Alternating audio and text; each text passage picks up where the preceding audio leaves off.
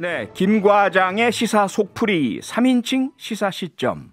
김과장의 김입니다. 김민하 시사평론가 나오셨고요. 김과장의 장. 여의도 중진 의원급에 해당되는 아주 묵직한 언론인이시죠. 장윤선 정치 전문 기자입니다. 두 분 어서 오세요. 네, 안녕하세요. 안녕하세요. 안녕하세요. 네, 장윤선 기자님은 중진 의원급이고 저는 대선급. 대선급이요? 오랜만에 뵀는데 이렇게 네. 홀대하시고 우리 표청령님의 복귀를 환영합니다. 와. 예. 아니, 갑자기. 제가 왜냐하면 네. 북경에 살다 3년 만에 예. 왔기 때문에요. 그렇죠. 제가 코로나 이후 첫 방송입니다. 와. 네, 그래서 그런 거니까 이해해 주세요. 환영해야죠. 네. 김민하 그냥 시사평론가 늘 이렇게 네. 이렇게 뭐랄까 카운트 펀치 날리는 걸 좋아하시기 때문에 그렇군요. 한번 이상한 말 해봤습니다. 네, 긴장하겠습니다. 장윤선 기자께서는 사실은 저랑 정반대 위치에서 맞아요. 주로 진행을 하시거나 인터뷰를 하시고 저는 패널로 참석하거나 인터뷰이로서 네, 질문에 맞습니다. 답을 하는 입장이었는데 역전이 됐네요. 네, 와. 그 단 한 번도 거절하신 적이 없으세요. 100%. 그랬죠.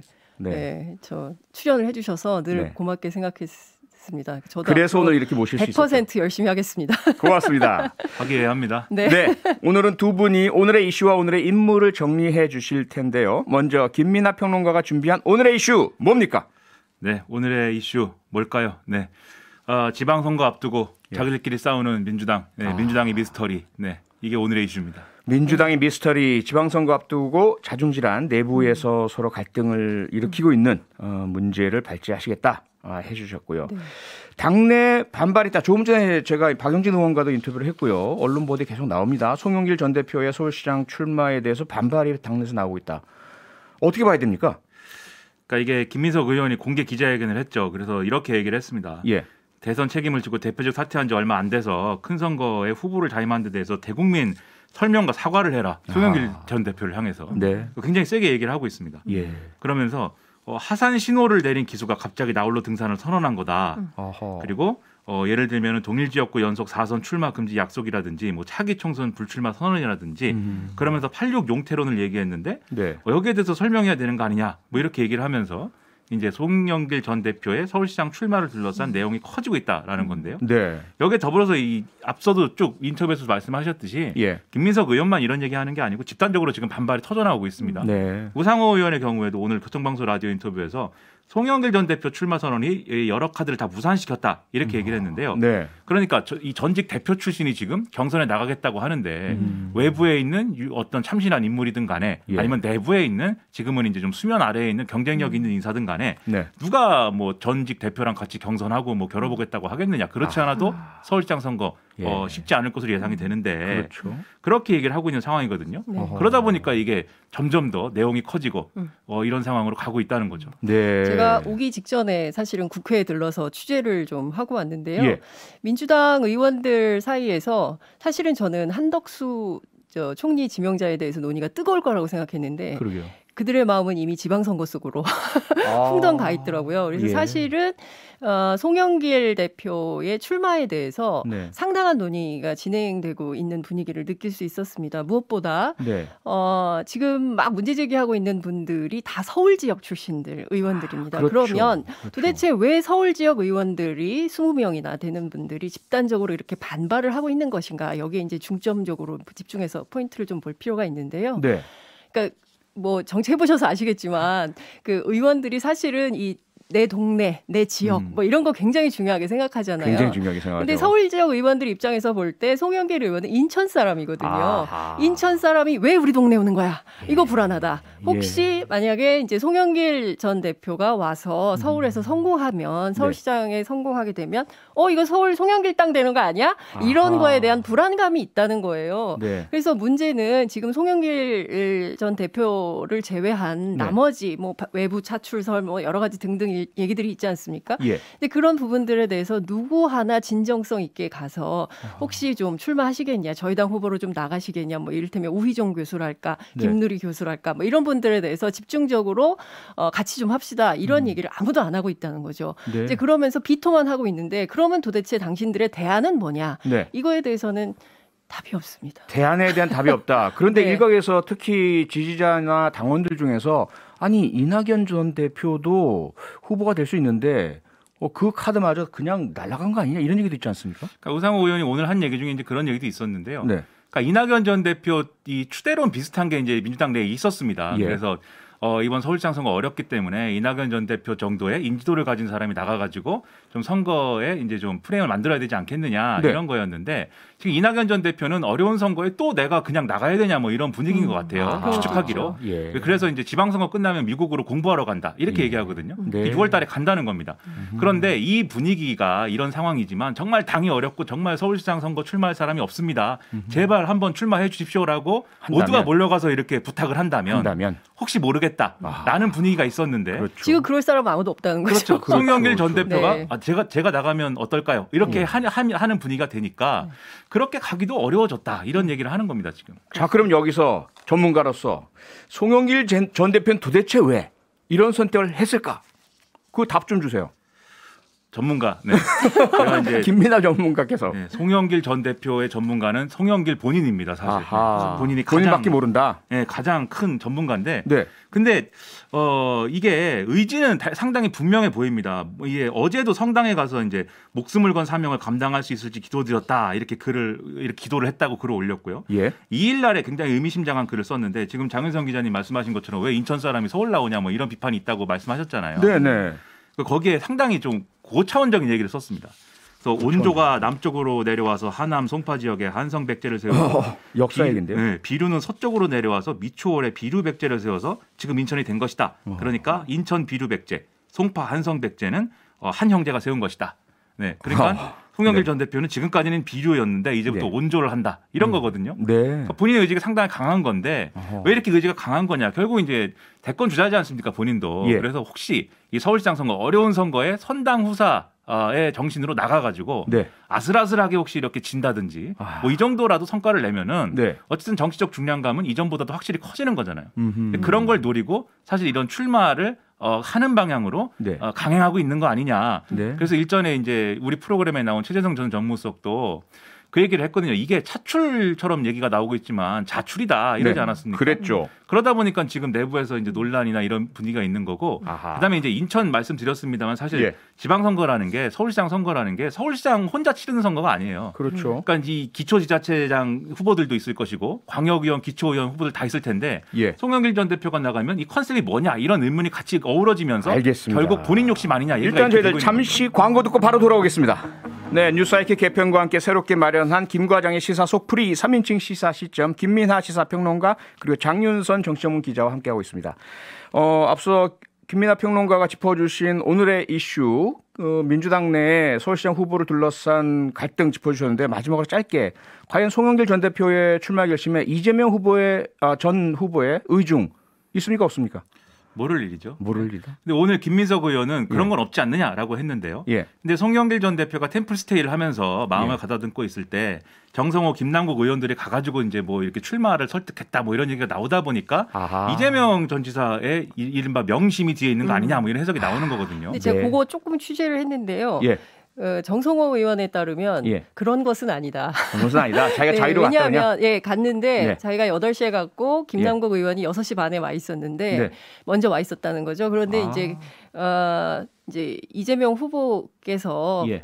자기 때문에 뭐 머리에 가격도 당하고 테러도 당했기 때문에 네. 송 대표를 좀 위로해 주시라라는 차원에서 갔던 거지. 뭐 서울시장 출마한 출마해 상관없다. 주세요. 뭐 이런 얘기는 절대 아니었다. 알겠습니다. 이런 얘기가 이 상황이 그 정도로 정리하고요. 이 상황이 예. 한마디만 말씀드리면 네. 이 상황이 이재명 전 지사한테 무슨 도움이 되는 것이 있어야 그런 얘기도 이제 합리적으로 해석이 되는 건데 그렇긴 하네요. 오히려 이러다가 명락대전이 재발할 수 있다. 왜냐하면 서울 지역 아. 국회의원들이 다 FGI나 여론조사 해가지고 예. 가장 잘 나오는 사람으로 후보를 하자 이렇게 주장하고 있는 상황 아니겠습니까? 네. 이낙연 전 대표가 상당히 많이 나오지 않겠어요? 네. 이런 개파 갈등 된다 이런 우려까지 나오고 있어서 별로 득이 되는 상황 아닙니다. 알겠습니다. 자, 그러면 다음으로 장윤선 기자가 주목한 오늘의 인물 누굽니까? 네, 제가 오늘 주목한 인물은 바로 윤석열 정부의 초대 총리로 지명된 한덕수 국무총리 후보자입니다. 예. 앞서 박용진 의원 인터뷰 잘 들었는데요. 네. 무사한 일, 올드 예스보이 이런 비판도 하셨지만 네. 실제로 이분에 대한 평가는 지난 40년간 무려 4개 정부에서 두루 요직을 주로 경제나 통상 분야에서 전문가로 일하신 엘리트 관료로 평가를 받고 있습니다. 그렇기 그렇죠. 때문에 민주당도 거부하기 어려운. 왜냐하면 노무현 정부 때 마지막 국무총리를 하셨고 또 이번에 윤석열 정부 초대 국무총리 후보가 되셨기 때문에 네. 사실은 민주당에서도 세게 비토하기 어려운 후보자 아니냐. 이제 안 이런 그러면 그때는 얘기들이 맞고 나오고 지금은 있습니다. 틀리느냐? 그렇습니다. 이 비난에서 자유로울 수 없잖아요. 예, 다만 지금 올해 73이세요. 물론 건강에 아무런 문제가 없다 이렇게 강조를 하고 있지만 그래도 네. 연세가 너무 많고 너무 좀 올드 패션 아니냐, 올드보이 아니냐 이런 비판들이 좀 나오고 있습니다. 네. 다만 초짜 대통령이기 때문에 윤석열 후보 무슨 그 정치 이력이 많으신 건 아니잖아요. 그래서 그걸 좀 잠재울 수 있는 안전한 리더십 뭐 이런 차원에서 이분을 모신 거 아니냐 이런 얘기가 나옵니다. 그래서 과연 한덕수호가 순항할 수 있을지 그걸 좀 짚어보겠습니다. 과연 순항할 수 있을지.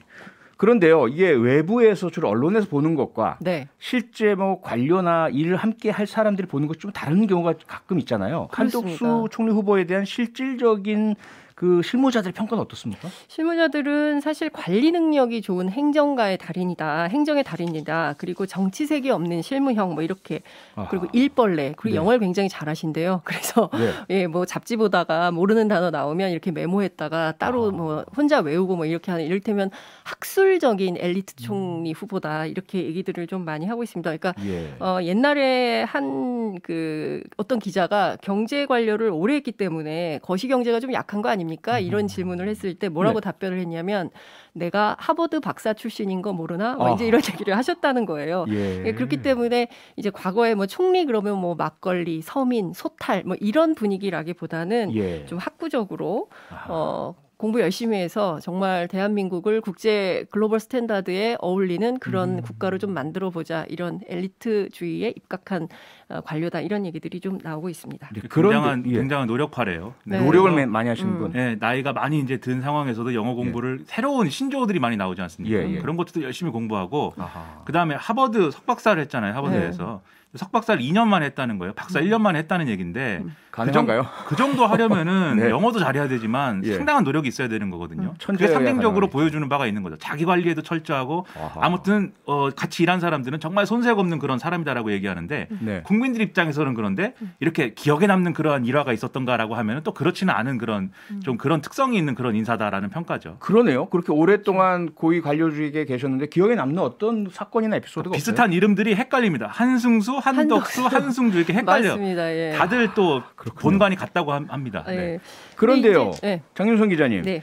시민단체 투기자본감시센터가 반대 입장의 진정서를 전달했습니다. 그렇습니다. 내정 때부터 그런 일이 있었는데요. 예.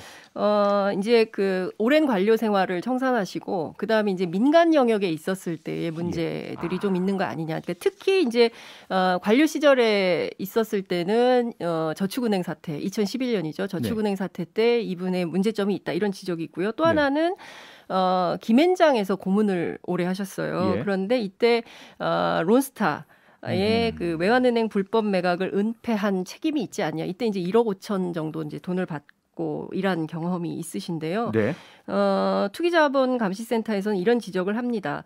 신자유주의 경제정책 그리고 금융자유화로 엄청난 빈부격차 그리고 양극화를 초래했던 인물이 어떻게 다시 또 권력의 핵심에 나설 수 있냐. 네. 이건 좀 너무한 거 아니냐 이런 이제 비판을 했는데요. 네. 오늘 아침 출근길에 기자들이 물었습니다. 한 후보자에게 이런 비판이 있다. 어떻게 생각하시냐 했더니 김앤장이라는 사적인 직장에서 내가 론스타 의혹 관련해서 관여한 바는 전혀 없다. 이렇게 강력하게 반박을 했습니다. 네. 그러니까 이 시민단체의 문제 제기는 사실 아직까지는 그냥 정황들인 겁니다. 그리고 특히 저축은행 문제에 대해서는 일종의 이제 관리 책임 비슷한 거거든요. 규제 그렇죠. 하나를 했더니 결국 네. 저축은행 사태 같은 게 벌어졌다 이런 얘기니까. 맞습니다. 네. 근데 이걸 이제 어떤 인사청문회에서 쟁점을 삼으려면은 이 정책적인 어떤 철학이나 이런 것들에 대한 어떤 공방이 돼야 되는데 그게 그렇죠. 앞서 말씀하신 참여정부에서 총리를 하고 경제부총리를 하고 이런 이력들하고 좀 충돌하는 부분이 있는 거죠. 그래서 네. 아마도 이런 부분에 있어서 민주당이 적극적으로 목소리를 낼 수 있을 것이냐 아닐 것이다 이렇게 보는 시각들이 좀 있는 것 같습니다. 네.